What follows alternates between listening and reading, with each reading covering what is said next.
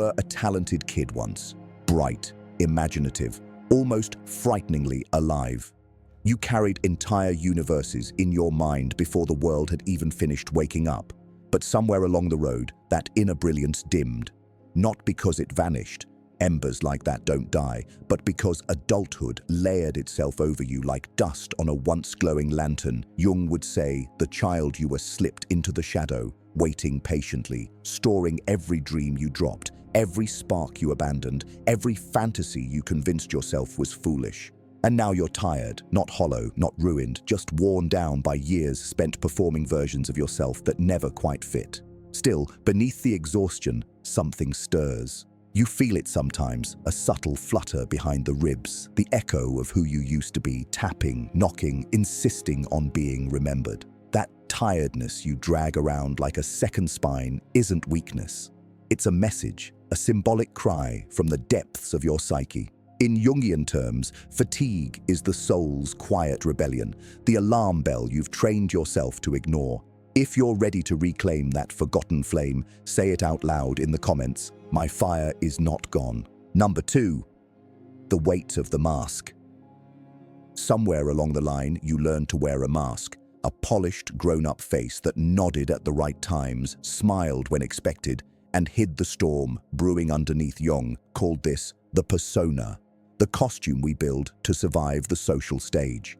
At first, it felt useful, maybe even empowering. You became who people needed, the reliable one, the quiet one, the achiever, the strong one who never cracked. But somewhere in that performance, the real you, the raw, creative, unfiltered spirit you once were, began suffocating beneath layers of expectation. And every time you betrayed your inner truth to keep the peace, a small part of you retreated further into the unconscious. That retreat is why you feel so heavy now, not depressed, just carrying the psychic weight of a self you haven't spoken to in years. Tiredness becomes a cloak, a shield, a slow gravitational pull drawing you inward, begging you to stop pretending long enough to breathe again because the mask exacts a price. Every moment you wear it, your energy leaks out like water through cupped hands. And that leak becomes the fatigue you can't explain, the fatigue that coffee can't fix, that vacations barely dent deep down. A forgotten part of you is calling, whispering that you were not born to be a cardboard version of yourself. You were born to be something strange, immense, luminous, something with edges and instincts and a pulse that refuses to flatten for anyone. The shadow isn't your enemy. It's the archive of everything real about you. The anger you swallow, the dreams you shelved, the talents you convinced yourself were childish. And if you're feeling worn down, it's because your soul is tired of being edited. This is the moment to pause and listen, to let the inner truth rise like a figure emerging from a dream. If these words resonate, comment, I am reclaiming myself. Let it be a signal to your unconscious that the mask is finally slipping and the real you is stepping forward again. Number 3, the shadow at the door.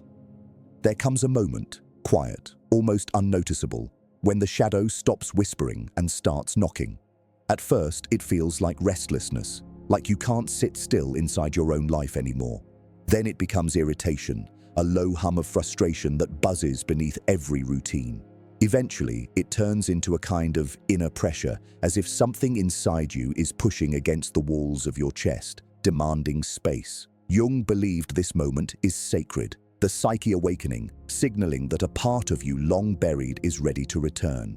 But it never comes gently. The shadow doesn't enter like a guest. It arrives like a storm at your doorstep, carrying everything you tried to avoid. The truth is, you're tired because you've been fighting yourself for years, fighting your instincts, fighting your hunger, fighting the pull toward the life you secretly want, but never dared to claim.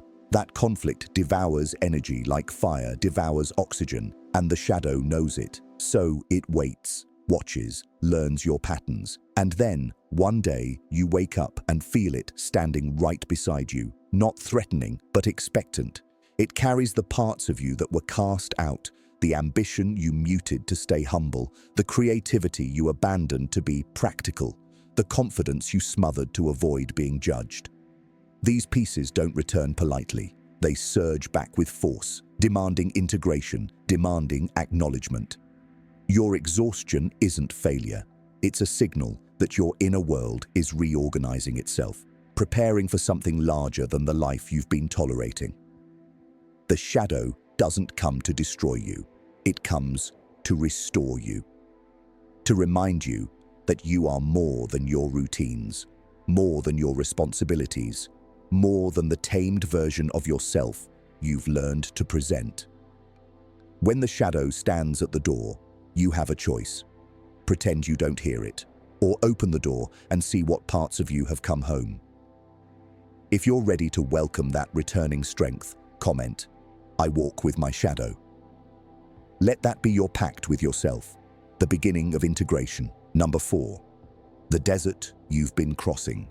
There's a point in every life where the world feels like a desert, dry, monotonous, stripped of color. You wake up, move through your routines, complete the tasks, check the boxes, but inside, there is sand, endless sand. This is the exile Jung spoke of, the wandering phase of the individuation journey, when the soul withdraws its vitality because you've strayed too far from your own truth. You're not lazy. You're not failing. You are wandering a symbolic wasteland because the old map no longer works. And this desert, as brutal as it feels, has a purpose. It burns away illusions. It removes distractions. It humbles you until only the essential remains.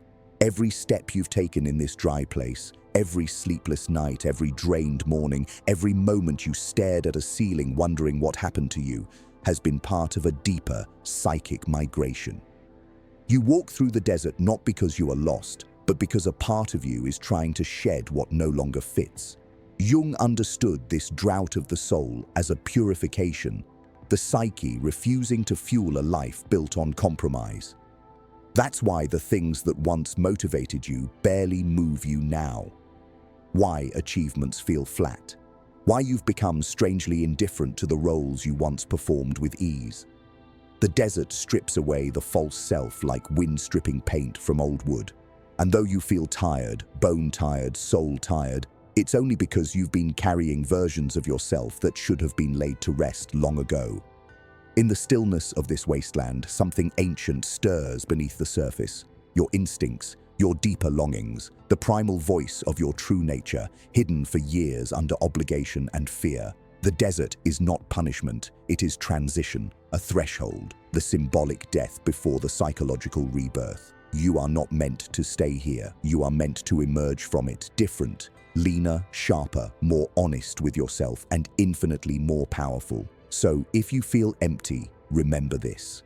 Emptiness is the clearing of inner space. It is preparation. It is the psyche sweeping the floor before building something new.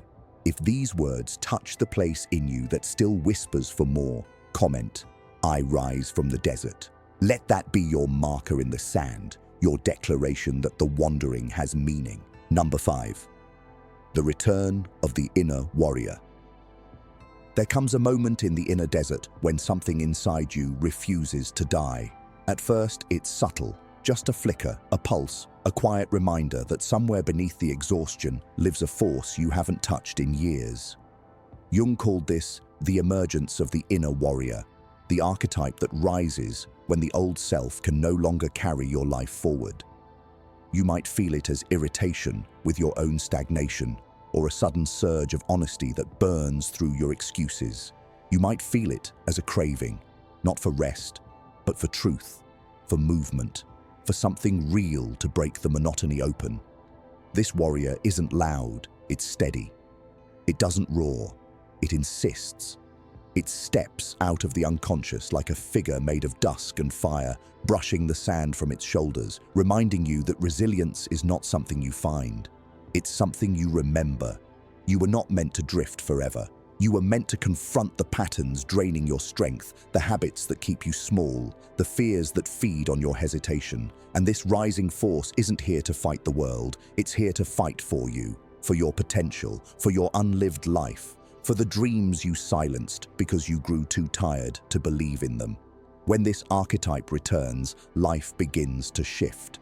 You notice the lies you tell yourself. You recognize the relationships that numb you. You see the routines that strip your vitality thread by thread. The warrior's sword is clarity, and clarity can be terrifying because once you see the truth, you can't pretend anymore. The fatigue you've been dragging is not a sign to stop. It's a sign that the old mode of living is collapsing under its own weight. The inner warrior arrives to end that outdated chapter, to cut away the versions of you that refuse to evolve. This is not about aggression, it's about alignment, about standing in the center of your own life and saying, I refuse to abandon myself again. If you feel the stirrings of that strength, however faint, claim it. Comment, my strength is returning. Speak it as a vow to yourself, as a signal to the parts of you rising from the dust, because this is the beginning of your return, and the warrior is already awake. Number 6, the descent into the inner cave. There is a place you must go next, and it is darker than the desert. It is the cave, the symbolic underworld that every human being eventually enters if they're brave enough to meet themselves without illusion.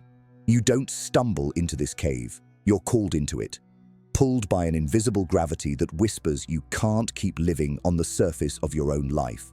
The entrance is narrow, silent, almost intimidating in its stillness.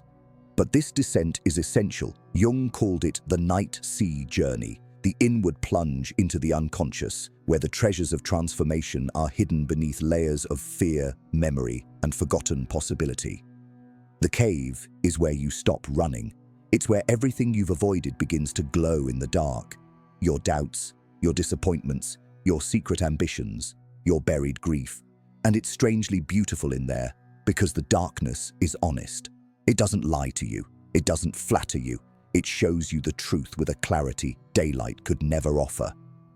As you step deeper, the air thickens and you begin to hear echoes that don't belong to the present. Younger versions of you calling from the recesses of memory, asking why you left them behind. This is the confrontation the psyche demands, to see the abandoned self, the one who carried your first dreams, your raw emotions, your original fire in the cave. The masks fall off without effort. The persona cannot survive here. It loses its power the moment you cross the threshold. And that's why many people turn back. They fear what they'll find when the costume is gone. But you are not here to turn back. You're here because the tiredness you've been carrying is the toll for living a half-life. Because some part of you knows that if you don't face what haunts you, you will never rise into what you could become, so you keep walking. And soon, you see movement in the corner of your vision, a figure forming in the shadows, not threatening but familiar. It is the self, the central archetype, the totality of who you truly are, staring back at you with a gaze that seems both ancient and newborn. It doesn't speak with words. It speaks with presence. It radiates the truth that you are not small, not weak, not broken. You are simply unfinished, unintegrated. And the exhaustion weighing you down is the friction between who you pretend to be and who you were meant to become. In the cave, you confront this truth without flinching. You let the darkness wash over you, cleanse you of superficial ambitions, strip you of narratives that no longer serve you. And in that silence, you feel something shift, subtle but profound, a returning pulse, a forgotten certainty, a sense that the real journey is just beginning. If this descent resonates with the deepest part of you, claim it. Comment, I face my depths without fear. Let that declaration echo in the cave and start reshaping the person you are becoming. Number 7. The meeting with the inner guide.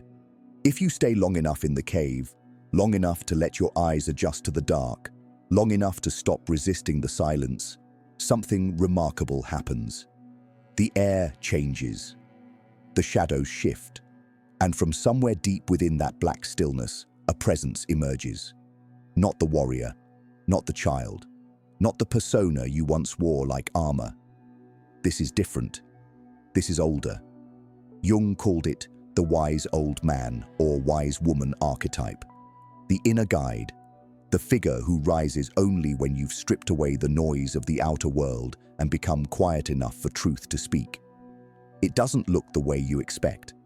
It might come to you as a memory, a symbol, a dream image, or a feeling so ancient it feels like it belongs to your bloodline rather than your biography. It is the part of you that always knew the path, even when you didn't. Its presence is calm, steady, almost unsettling in its certainty. It doesn't give you answers. It reveals what you knew all along but were too afraid to admit. It might show you the real reason you're tired, because you've been living in opposition to your own nature. It might show you the dreams you secretly mourned. It might show you the pattern you've repeated for years without noticing, the friendships that drained you, the ambitions that weren't yours, the choices you made out of fear rather than intuition. And in that moment, the exhaustion you carry begins to make sense. You realize you've been dragging around unlived years, unspoken truths, unrealized potential.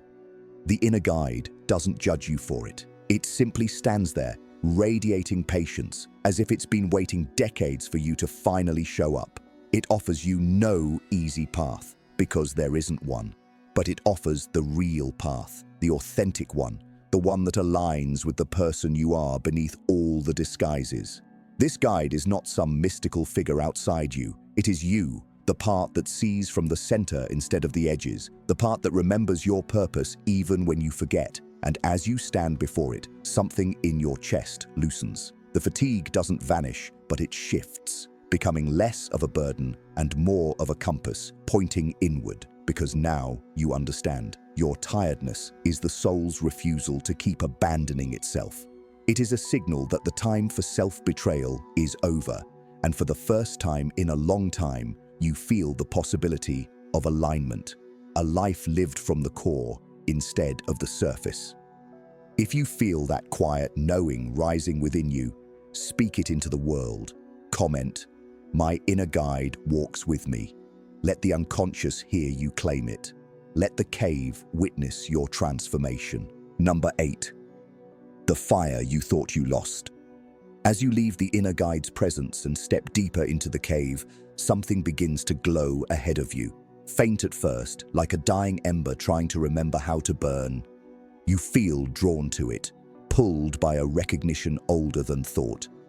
This is the part of the journey Jung understood well. The recovery of the lost fire, the reclamation of the instinctual life force that once made you feel unmistakably alive. When you reach the source of the glow, you realize it isn't a torch or a flame waiting in the darkness. It's you, a younger version, not childish, but primal, feral, in the way only truth can be. This figure stands surrounded by the ashes of everything you once abandoned, talents you brushed aside, passions you labeled impractical, callings you silenced to fit neatly into a life that was never shaped for your spirit. And this younger self looks at you with eyes that do not accuse but understand. It knows why you dimmed. It knows the weight you carried. It knows the exhaustion that shadowed your days and stole the spark from your nights. But it also knows something you've forgotten. Fire never truly disappears. It retreats. It waits for the right moment to return. And right now, standing face to face with this inner flame bearer, you feel the heat rising again. The warmth of forgotten ambition, the burn of authentic desire, the raw pulse of possibility stirring under your ribs. You reach out, and the younger self places something in your hand. A coal, small but alive, radiating with quiet intensity. You realize this is the original spark you thought the adult world had smothered. But it wasn't smothered. It was safeguarded, protected in the depths until you became strong enough to bear it again. The moment you accept it, the cave reacts. The darkness doesn't vanish, but it shifts. No longer suffocating, no longer oppressive. Now it feels like space, like potential, like a blank sky waiting for constellations only you can draw. This is the rebirth Jung spoke of, not a dramatic transformation, but a reignition, a remembering, a return to the self you were before you learned to be tired. You feel energy awaken in your limbs, not the frantic kind driven by anxiety or obligation, but the grounded, ancient strength that comes from alignment. This is the fire that turns stagnation into movement, fear into clarity, fatigue into purpose. This is the force that whispers, "You are not done, you were never done."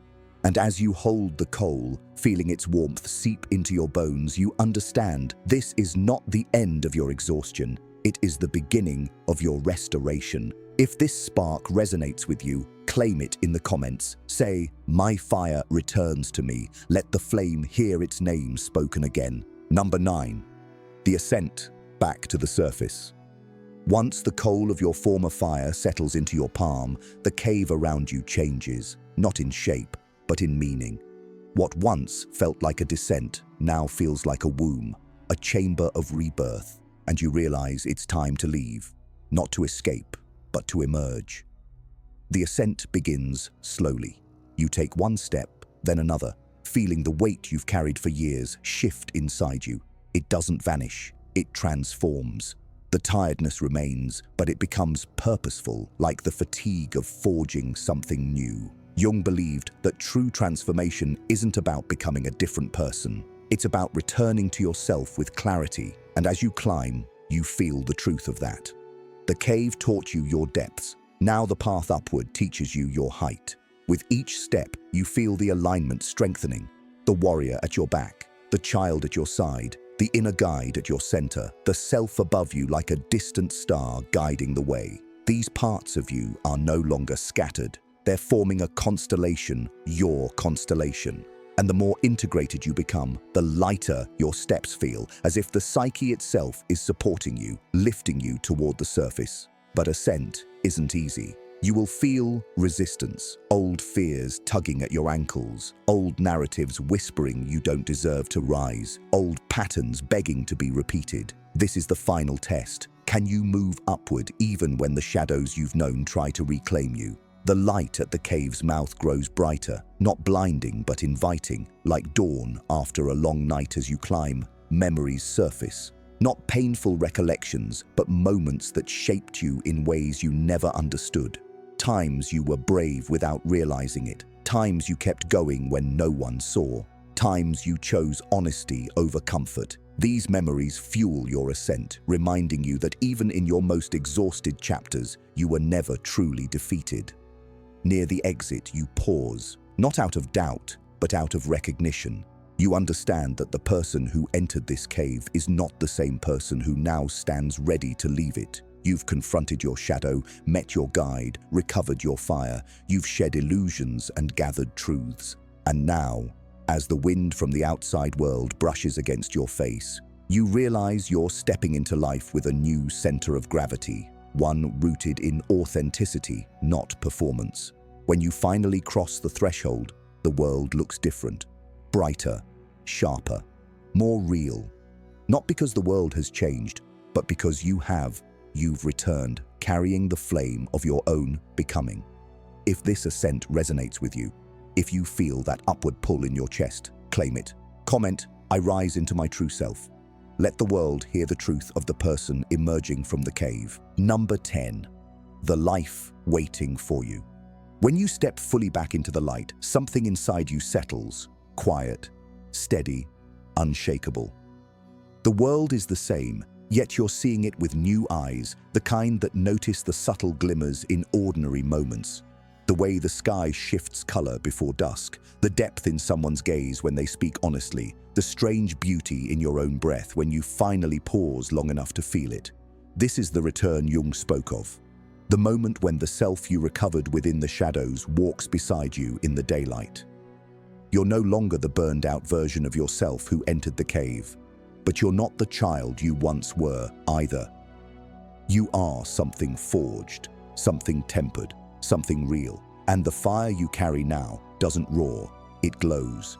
A constant, unwavering signal inside your ribs that guides you toward what's yours and away from what drains you.